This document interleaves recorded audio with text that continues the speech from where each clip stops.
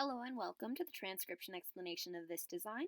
It was done using Loren Sherman script, which uses a combination of dots and lines on these four different stems to make our consonants. And the vowels are a bit trickier. They're these smaller circles, and they have different positions depending upon what vowel they are and if they're attached to one of these four consonant stems.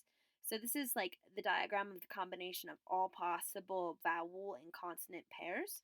And this is more like a cheat sheet for the vowels just on the line in the word circle, or if they're on one of those consonant stems. It shows their relative position there. So now let's go ahead and explain this a little bit more with this O here. So here's the line of the word circle, and this O is inside the word circle. So there's no stem, that's just an O inside the word circle. And that this is a deep divot or a B stem, and an O on the line of that B stem, like a bead on a string. And then we have a J stem, or a circle inside the word circle, with an O on it, like a bead on a string. And then we have a T stem, or a shallow divot with an O on it, and a TH, or circle on the line of the word circle with an O on it. So this script is read bottom counterclockwise. So the sentence circle is read here to here, here to here, here to here, here to here, here to here. And sentence circles are typically double lines going around and containing your designs. And paragraphs are read kind of like connected together, or bottom counterclockwise, or left to right. And this one's set up left to right. So let's go ahead and look at this. Here's our first sentence circle, and here's our first word. So this thick line is our word circle, and this is the first stem you hit going bottom counterclockwise. It is a circle on the line of the word circle with 1, 2 dots on it. So that is a Y. And then we have an O, like a bead on a string on that stem. And then continue around, you have a small circle, so another vowel, and it's got a line going outwards. And U's have lines going outwards. So U is our first word. Here's our next word.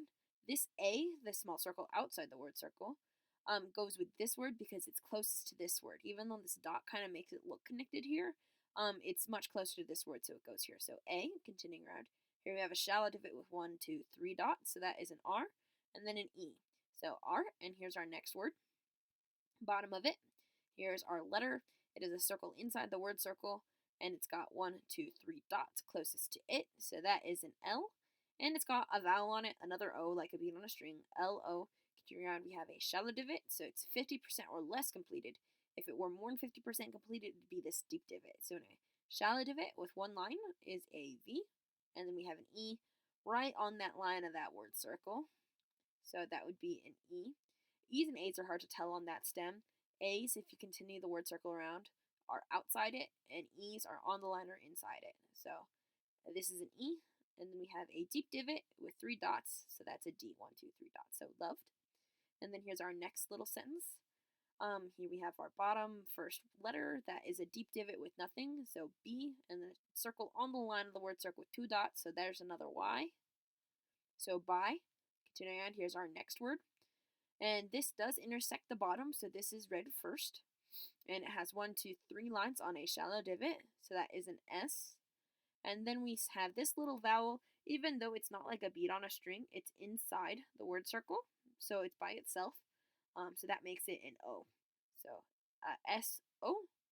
And then here's our next word.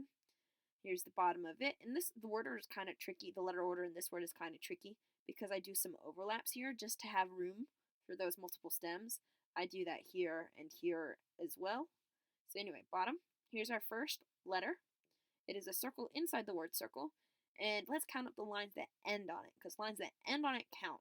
Lines that pass through do not count. So this thick one ends on it, this thin one ends on it, and this thick one ends on it, and the rest pass through. So that would be a 3-line circle inside the word circle, or an M.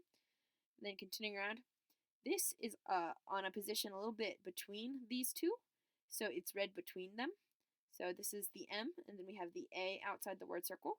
Then we have a circle inside the word circle again, but with one line only, so that's an N, because again, passes through. So M-A-N. And then we have a Y. Again, a circle on the line of the word circle with 2 dots is a Y. And the hardest thing about keeping overlapping stems apart is these look kind of like vowels, but no vowels. So this could be like O, like a bead on a string here. But they're quite similar in size, and this has a line on it, and O's never have lines on it. So I only generally do that if there are consonants with a modifier. Like if this was an M, A, and then a J with no modifier, I'd be much more concerned about having it look so much like an O. So anyway, M-A-N and then Y, many. So by so many. Here's our next sentence circle. Here's the bottom of it. Here's our first word. Here's an A. Continuing around, here we have a circle inside the word circle with one line, so that's another N. And then deep divot with 1, 2, 3 dots is a D. So and. Here you have another so. This line here, and there's that sneaky one right there, and then the third one here. So S-O. So very similar to this so, except the O is in a different spot. And then here we have our last word in this sentence. 1, 2, passes through, doesn't count. 3, that's another M. And then this is a tricky U because it's hard to tell if the line goes inwards or outwards, but it does go outwards. So we see how the M is closer here to the word circle, which means that it goes more towards where the outside of the word circle is, which means it goes towards the outside. So that would be a U. So M-U. And then we have a deep divot with 2 dots, so that's a CH. Deep divot, 2 dots, CH. So, and so much.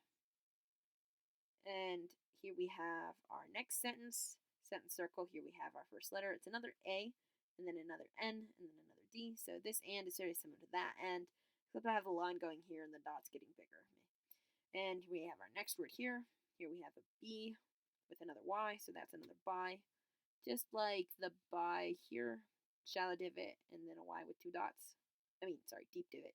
Deep divots are B's. So bi. And here we have a, this is kind of tricky because it's concentric, because there's only one stem here. It does look kind of like numbers, but if numbers were a thing here, this would be a bit thicker in the middle to show a decimal. There's no numbers. We don't have to worry about numbers, but it looks kind of like a number. So here we have our word circle, and then inside it we have a circle inside the word circle with one line, so that is an N. And then on it there's the O, so no. Then we have an O, N, E, fairly simple. So, and by no one. Then we have our last sentence circle, bottom of the word circle, continuing around. Here we have our first stem, 1, 2, 3 lines end on it. So that is another M, and then an O again. Then shallow divot, 1, 2, 3 dots is another R, and an E. So more T-H-A-N, because this is a T-H. And then we have our last word, very last word, bottom. Here's the M, 1, 2, 3 lines on it, and then the E on the line of that word circle, just like that one. And then this is a period. So this is the sentence circle, as I've said before, going around the words, kind of containing them. And then the punctuation is here, and a period is an open circle on the line of the sentence circle. So that's the period. And I did erase the inner bits of vowels on lines just to give a bit more spacing because I like the look of it. And it makes consonants a bit different because I don't erase them underneath the circle on the line stems. So yeah, that's this design. I hope you love it. I'm really happy with it.